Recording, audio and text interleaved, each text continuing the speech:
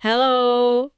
Oke, kita langsung aja ya membahas materi yang Anda bagikan ini tentang dimensi profil lulusan di Indonesia. Ada 8 dimensi nih. Kita coba gali lebih dalam yuk. Apa sih esensinya menurut catatan Anda? Siap. Iya, yang langsung kelihatan menarik memang cakupannya ya, luas sekali. Dari soal iman, karakter, terus cara mikir, interaksi sosial, sampai ke kesehatan diri. Jadi kayaknya ini upaya serius membentuk, ya manusia Indonesia yang komplit gitu. Oke, oke. Mari kita coba lihat satu persatu ya, secara ringkas, tapi fokus ke poin unik dari sumber Anda. Pertama, keimanan dan ketakwaan terhadap Tuhan Yang Maha Esa. Ini kan dasar ya, tapi apa yang beda di sini? Hmm. Gini, penekanannya itu bukan cuma soal ritualnya aja, atau keyakinan di dalam hati, tapi lebih ke bagaimana itu termanifestasi dalam akhlak mulia sehari-hari. Ke sesama manusia, bahkan ke alam juga. Jadi ada aspek tanggung jawab moral yang kuat yang muncul dari situ, gitu. Oh, oke. Jadi lebih ke aksi nyatanya ya. Terus geser dikit nih, kewargaan. Cinta tanah air oke lah. Tapi di materi Anda ini kok sampai nyambung ke isu keberlanjutan, tanggung jawab global, jauh juga ya? Betul, ini mencoba menghubungkan nilai-nilai Pancasila yang jadi intinya kan dengan tantangan dunia nyata sekarang. Jadi warga negara yang baik itu ya nggak berhenti mikirin negaranya aja, tapi juga punya kesadaran soal nasib bumi, isu global, ada benang merahnya ke sana. Menarik, menarik. Nah, sekarang masuk ke mesinnya nih, penalaran kritis.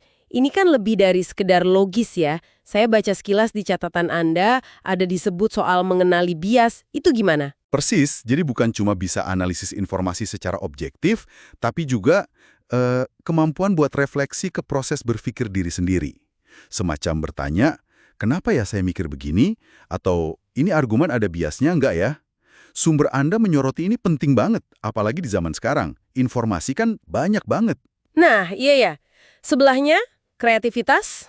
Sering dengar sih, tapi apa yang spesial di sini menurut catatan Anda? Katanya bukan cuma soal ide nyeleneh gitu. Tepat sekali.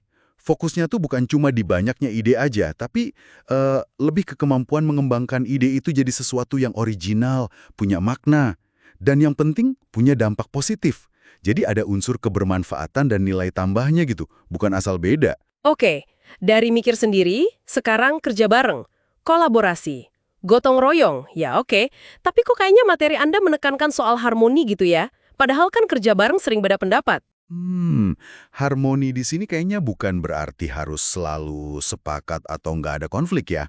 Justru penekanannya pada kemampuan untuk mengelola perbedaan itu secara konstruktif, demi tujuan bersama, saling menghargai peran, kontribusi masing-masing, itu kunci yang ditekankan di catatan Anda.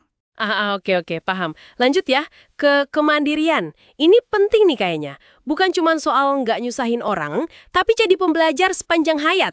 Apalagi yang ditekankan di sini? Jadi lebih dari sekedar punya inisiatif belajar sendiri, tapi juga soal bertanggung jawab penuh atas proses dan hasil belajarnya itu. Termasuk ya proaktif ngatur waktu, cari sumber daya, terus kalau ada hambatan ya dicari solusinya. Ini tentang membangun pribadi yang adaptif, yang gak gampang nyerah, dan terus mau berkembang. Terus ada juga dimensi kesehatan. Ini agak unik ya masuk profil lulusan. Kenapa nih? Fokusnya di well-being katanya, sehat fisik dan mental. Iya, karena menurut materi Anda itu, kondisi sehat yang optimal, baik fisik maupun mental, itu jadi fondasi. Fondasi agar seseorang bisa produktif, bisa belajar dengan baik, dan ujung-ujungnya bisa berkontribusi positif buat lingkungannya. Tanpa ini, ya dimensi lain mungkin jadi sulit tercapai maksimal gitu. Masuk akal sih. Terakhir nih, komunikasi. Ini bukan cuma soal lancar ngomong kan? Di catatan Anda ada penekanan soal membangun hubungan juga. Betul sekali. Jadi lebih luas dari sekedar menyampaikan ide dengan jelas, mencakup juga kemampuan mendengar yang aktif, terus mencoba memahami perspektif orang lain, dan berinteraksi secara efektif. Tujuannya ya untuk menjembatani perbedaan, membangun pemahaman bersama. Ini kayak perekatnya gitu, baik sosial maupun profesional. Wah, 8 dimensi yang lumayan ambisius ya kalau dipikir-pikir. Jadi intinya Ini semacam blueprint gitu ya, buat menciptakan lulusan yang nggak cuma pinter akademis, tapi juga berkarakter, bisa kerjasama, mandiri, sehat, dan komunikatif. Komplit banget. Iya, komplit. Dan yang menarik juga untuk direnungkan dari paparan materi Anda ini, eh, bagaimana semua dimensi ini sebetulnya saling terkait erat. Nggak berdiri sendiri-sendiri. Kreativitas butuh penalaran kritis, kolaborasi jelas butuh komunikasi, kemandirian mungkin butuh kesehatan yang prima, dan semuanya itu kayaknya dilandasi nilai keimanan dan keluargaan. Saling memperkuat. Nah, ini mungkin jadi satu pertanyaan reflektif ya buat Anda pikirkan lebih lanjut. Dengan melihat keterkaitan dan kompleksitas 8 dimensi ini, tantangan terbesar dalam implementasinya di lapangan menurut Anda apa kira-kira? Dan bagaimana ya caranya memastikan pengembangannya itu benar-benar merata, bukan cuma jadi daftar checklist di atas kertas? Pertanyaan bagus itu. Menarik untuk direnungkan lebih jauh. Oke deh, terima kasih banyak sudah berbagi materi dan wawasan ini. Semoga pembahasan singkat kita tadi bisa kasih perspektif